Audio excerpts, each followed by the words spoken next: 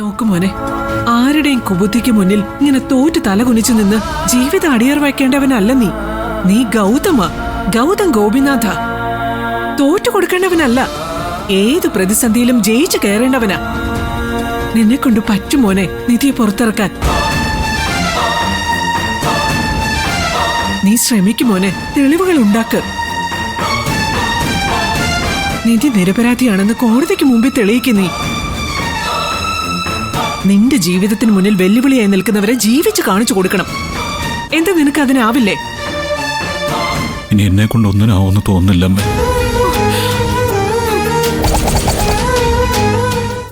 മുട്ടുന്ന വാതിലുകൾ ആരും തുറക്കുന്നില്ല. പുതുതായൊന്ന് കണ്ടുപിടിക്കാനും എന്നെ കൊണ്ടാവുന്നില്ല. നിധി കൂടെ ഇല്ലാത്തതിനേക്കാൾ വേദന അവള് ജയിലിലാണെന്ന് ഓർക്കുമ്പോഴാ. ഏത് വിധേനയായാലും എനിക്ക് നിധി പുറത്തിറക്കിയേ പറ്റൂ. അപ്പോ നീ അവളെ പിരിയാൻ തന്നെ തീരുമാനിച്ചല്ലേ? ഇല്ല, അത് ഞാൻ സമ്മതിച്ചു തരില്ല. ഈ ഭഗവതിയുടെ മുന്നിൽ വെച്ച് ഞാൻ നിന്നോട് ചോദിക്കുക, നിധിയെ ഉപേക്ഷിച്ചിട്ട് തന്നെ ഈശ്വരമംഗലത്തേക്ക് വരാനാണോ നിന്റെ ഉദ്ദേശം? നീ ഇനി ഒരു വട്ടമെങ്കിലും ഈശ്വരമംഗലത്തേക്ക് തിരികെ വരുമെങ്കിൽ അതെന്റെ നിധിമോളുടെ കൈ പിടിച്ചിട്ടായിരിക്കണം. അമ്മ ഞാൻ പറയുന്നൊന്ന് മനസ്സിലാക്ക്. ഇനി നീ ഒന്നും പറയണ്ട. എനിക്ക് നീ സത്യം ചെയ്തു തരണം. ഈ ഭഗവതി സാക്ഷിയായി നീ എന്റെ കയ്യിലടിച്ച് സത്യം ചെയ്യ, നിധി ഇല്ലാതെ നീ ഒരിക്കലും ഈശ്വരമംഗലത്തേക്ക് തിരിച്ചു വരില്ലെന്ന്. നീ ഇങ്ങോട്ട് വാ.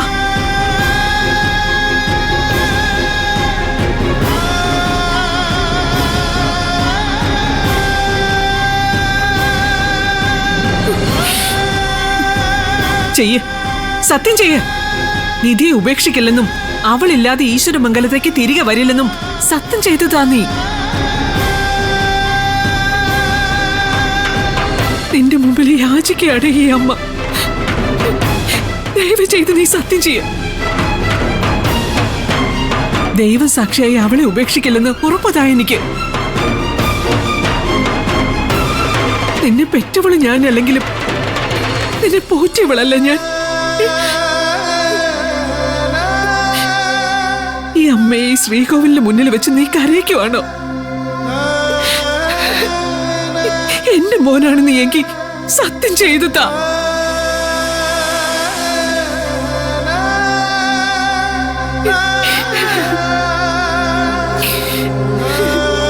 സത്യം ചെയ്ത് തന്നില്ലെങ്കിൽ ഇന്ന് ഈ അമ്മ വീട്ടിലേക്ക് തിരിച്ചു പോവില്ല, ഉറപ്പ്.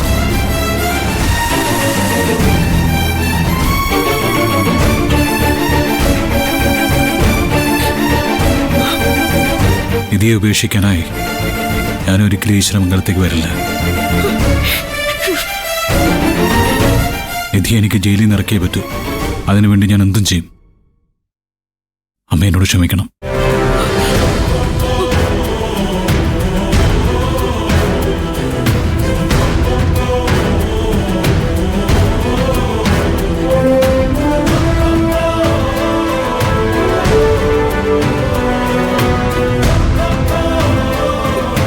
ഭഗവതി, എന്റെ കുഞ്ഞിന് നേർബുദ്ധി കൊടുക്കണേ.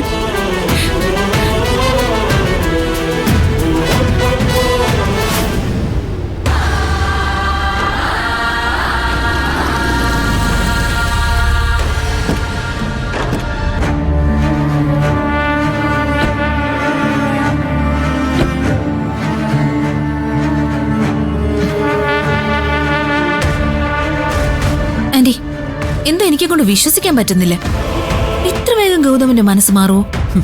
ഗൗതമിന്റെ മുന്നിലെ സർവ്വവാതിലുകളും അടഞ്ഞു കഴിഞ്ഞു. ഇനി ഇതല്ലാതെ വേറെ രക്ഷയില്ല അവന്. അങ്ങനെയാണെങ്കിൽ ഞാൻ ആന്റിയെ സമ്മതിച്ചു തരും. ഈ ബിസിനസ് ബുദ്ധി കൃത്യസ്ഥലത്ത് തന്നെ കൊണ്ടു. ആന്റി, ഇത് ഗൗതം വരുന്നു. ഞാൻ കാരണത്തിരിക്കാം, അതാ നല്ലത്.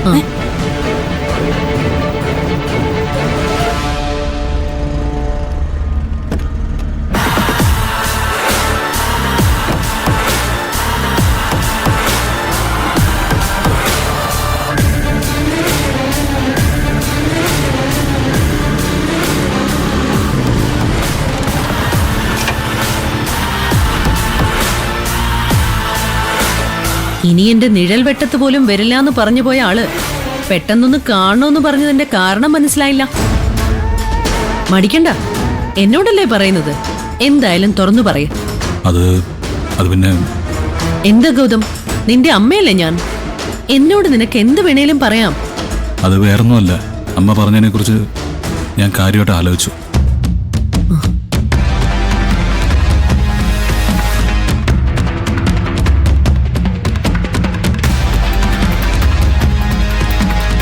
നിധി എങ്ങനെയും ജയിലിൽ നിന്ന് പുറത്തിറങ്ങണം.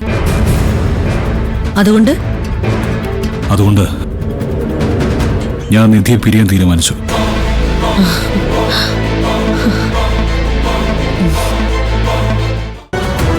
എന്തുപറ്റി പെട്ടെന്നൊരു മനമാറ്റം? നിധിയുടെ ജാമ്യത്തിന് വേണ്ടി ഞാൻ മുട്ടാത്ത വാതിലുകളില്ല, കാണാത്ത ലോയേഴ്സ് ഇല്ല.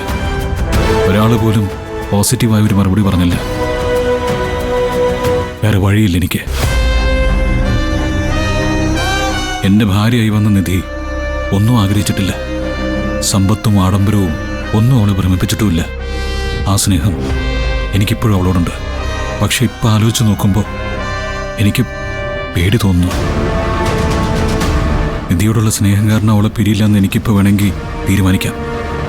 പക്ഷെ അത് വെറും ഒരു വാശി മാത്രമായി പോവും, മണ്ടത്തരമായി പോവും. എൻ്റെ ആ വാശിയുടെ പേരിൽ നിധിക്ക് ജാമ്യം കിട്ടാതിരുന്നാലോ, കോടതി അവളെ ശിക്ഷിച്ചാലോ, അതിന് കാരണക്കാരൻ ഞാനാണെന്ന് നിധിയും ചിന്തിക്കില്ലേ? ഉറപ്പാണ്, നിധിയും അങ്ങനെ തന്നെ ചിന്തിക്കും. ഇനി ഒരു 7 വർഷം ജയിലിൽ കിടക്കേണ്ടി വന്നാൽ അതെന്നെ വിവാഹം കഴിച്ചതിൻ്റെയും സ്നേഹിച്ചതിൻ്റെയും ശിക്ഷയാണെന്ന് അവള് ചിന്തിച്ചാലോ? അതിൽ തെറ്റു പറയാൻ പറ്റുമോ? പിന്നെ ഞാൻ ജീവിച്ചിരുന്നിട്ട് എന്താ കാര്യം? സാരമില്ല, ഏത് ദുഃഖവും ഞാൻ സഹിക്കാം. നിധിയെ എങ്ങനെയും പുറത്തിറക്കണം. ആ കേസിൽ നിന്ന് അവളെ ഒന്ന് രക്ഷപ്പെടുത്തണം. അതിനുവേണ്ടി അമ്മ പറഞ്ഞതുപോലെ അവളെ ഉപേക്ഷിക്കാൻ ഞാൻ തയ്യാറാണ്. എന്തൊന്നും പറയാത്തത്? എന്റെ മോനെ തിരിച്ചു കിട്ടിയതിന്റെ സന്തോഷത്തിലാ ഞാനിപ്പോ. ഇപ്പോഴെങ്കിലും നിനക്ക് ശരിയായൊരു തീരുമാനം എടുക്കാൻ തോന്നിയല്ലോ. നിന്നെ ഞാൻ പഴയതുപോലെ ഇവിടുത്തെ നമ്പർ 1 ബിസിനസ്മാൻ ആക്കും.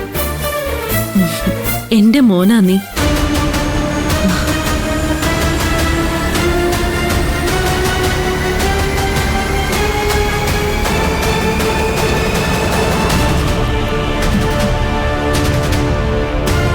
നിനക്ക് നിധിയെ പുറത്തിറക്കണം, ആ കേസ് വിത്ഡ്രോ ചെയ്യണം, അത്രയല്ലേ വേണ്ടൂ.